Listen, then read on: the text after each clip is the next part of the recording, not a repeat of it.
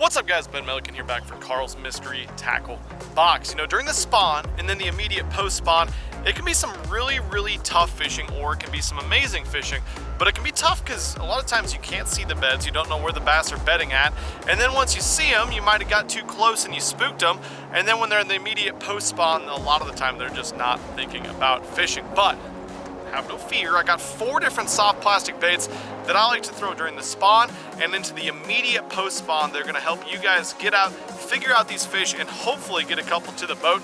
Let's do it.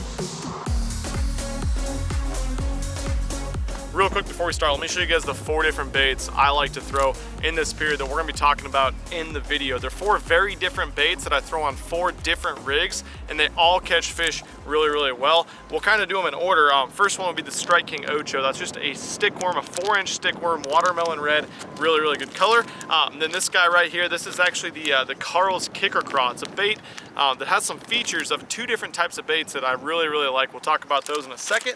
And then the Zoom Swimmin Super Fluke, little swim bait guy right there. Awesome bait. And last but not least, look at this little tiny waggle worm. We'll show you guys how to fish this. This is like our we'll save this for last. This is our Hail Mary. We can't get bit on anything else. You will catch fish on this. I'll show you guys. So in Nebraska, where I'm from, and it's probably this way for a lot of you guys, we don't have very clean water. So it's really hard for us to see fish on beds from a distance. You know, it's something where if you get close enough to see them, a lot of times you're spooking them. And that's where this guy, the first bait of the day, is super important. This is the Ocho, 4-inch Ocho stickworm. I rig it wacky style with this stickies hook, and I'll throw it on a nice light spinning rod. 10-pound mainline braid, 8-pound fluorocarbon leader. I'm just going to stay back off of areas where I know they've bedded in the past, or have typical bedding qualities. You know, sandy bottom, harder bottom. If you have those areas in your lake, that's where the fish are going to be. And then I'll just throw this guy up against, you know, anything that's in this shallow cover. You know, back behind a dock, skip it up under a walkway. I'll throw it up against these poles right here. Maybe a turtle. There's a turtle right there. Flip it up against a turtle. See if there's a bass holding on a turtle cover. All jokes aside, you know, this is a really good bait. Let it fall down in their face. Keep a little bit of a bow in your line because you don't want to be having it pendulum down. You want it to fall straight with that really nice wacky action. But yeah, I'm just gonna stay off from a distance. A lot of times I'm having my trolling motor on high. I'm just trying to cover water, look for those beds. But this is an awesome bait to throw before you actually see the beds and get up on them and spook them.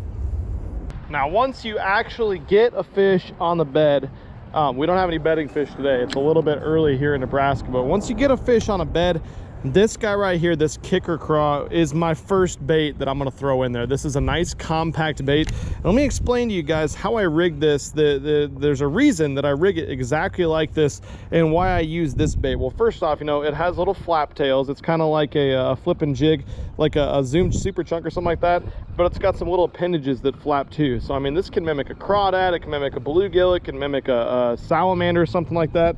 And I fish it on this specific rig for a very specific reason. This is, first off, this is 25-pound fluorocarbon line. These fish are not line shy, so you can get away with throwing super heavy line, really fast gear ratio reel, and a heavy flip and stick rod.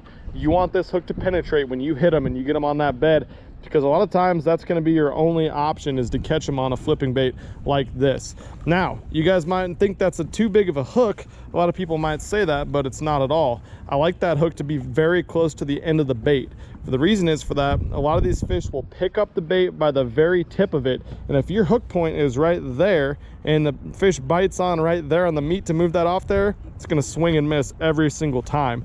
So I put it like that, and then I use a little bit heavier weight than most guys too. This is a 1/2 ounce flipping weight. The reason for that is I want to have really good control over the bait, so I want to be able to flip it wherever I can possibly get it in there as quickly as possible, multiple presentations, and I want it down on the bottom immediately. You want that bait down on the bottom when you're fishing for bedding fish, and then you want it to stay there. You don't want to barely pick up the slack in your line and have that bait drag a foot forward. You want it to sit right there so you can put that bait in a really accurate, precise place, and a lot of times you shake it in place and figure out where that big female wants it at. So So this guy right here is a great post-spawn bait. When the bass are post-spawn, this is the Zoom Swimmin Fluke. And as you guys can see, this hook's a little bit overkill, but it will work. 6/0 owner beast weighted, keel weighted hook with a screw lock keeper, braided line. So where I like to throw this bait and why it's a very key bait for me in the post-spawn phase, the immediate post-spawn phase, is mainly because there's two main spawns going on. There's a bluegill spawn going on a lot of times right after the bass spawn, and there's a shad spawn. This guy in this color looks exactly like it can imitate a shad or a bluegill. Now this lake has both shad and bluegill, but the main bite we're focusing on today is shad. Now shad will spawn and do a little bit different things than bluegill. Bluegill will make beds up shallow on some of the muddier flats and stuff like that. And you'll see their beds, of course, too. It's usually they'll fan out bottoms of where the sand or where there's a little bit harder bottom mixed in with the mud, and you'll see those lighter spots all around. The bass love to get up there and eat those bluegill, and they'll eat the bluegill on the grass edges. That's another great place to throw this guy right here. But with the shad spawn, the shad will come out to a lot of areas that look like what's right here in front of us. We got a little bit of a main lake point that comes out right here with some chunky rock. Shad love to get up against that chunky rock, especially first thing in the morning. Now, we're not out here first thing in the morning today, but that's a great place to throw this bait. And then we can fish it on a jig head, a heavier jig head, when it gets out to more of a summer bite. But immediate post spawn, this is how I like to rig and fish this little Zoom Swimmin Super Fluke. All right, so I got one more sneaky rig for you guys. It's absolutely killer, and it works on structure, it works on cover, it works on docks, rock piles. I've caught them on grass lines, pretty much anywhere when the bite's super tough. But anywhere coming out of spawning areas on the fishes way back out to the main lake when they're on their way to their summer stuff, this guy right here gets bit. It just gets bites. So that's all I'm gonna say. It's that same waggle worm hooked through the middle with a flick shake rig is what this is called. A lot of you guys are probably familiar with that. Jig head, weedless, hook it through the middle like a wacky rig. You can fish it quicker than a wacky rig. You can fish it deeper, a little bit more efficiently since it has that heavier head, and it has more action because that weight's pulling it down and flapping those arms like crazy. But like I said, I'll throw it next to docks, I'll throw it on points, grass edges, a little bit of everything. I just had one right there bite it, of course, because they eat the hell out of the thing. It just gets bit in a variety of different conditions. My favorite place, if I could choose, was what we're doing right now. We just got out to a main lake dock, but fishing around a lot of these main lake docks, those big post-spawn females need to recuperate. So they'll go sit on those and they'll just wait for their right feeding mood to actually start eating. A lot of time it's bluegill that's swimming up over their head and kind of schooling up around these docks, and they get sick of looking those things all day, but they don't eat them that often when they're recuperating. They'll only eat in very specific times of the day.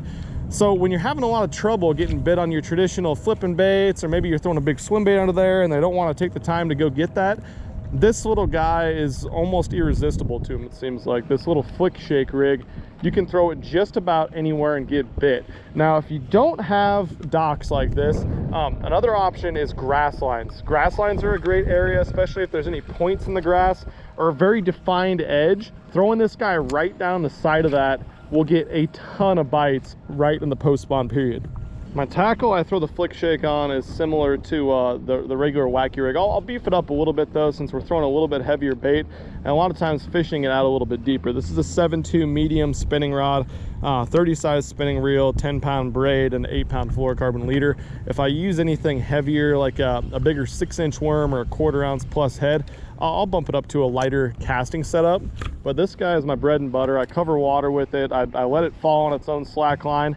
But you will actually get more bites on this too than just a straight up wacky rig. I like to pick up my line, give it 3 or 4 pops and let it fall back down a few times, especially when you're fishing it out offshore on some structure.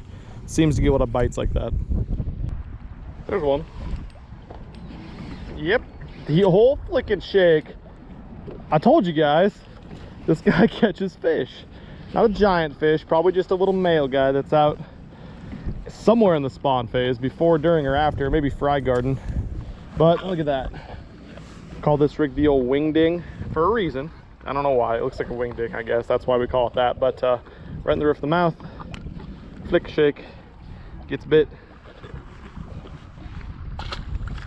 that's all I got for you guys today. You know, the spawn and the post-spawn period can give guys a lot of trouble, but if you use those 4 baits, you should be able to get some bites. And remember, if you're looking for the fish and you can't see them and you don't want to spook them, that _𝗙cie𝗋𝗶 stick worm is an awesome bet.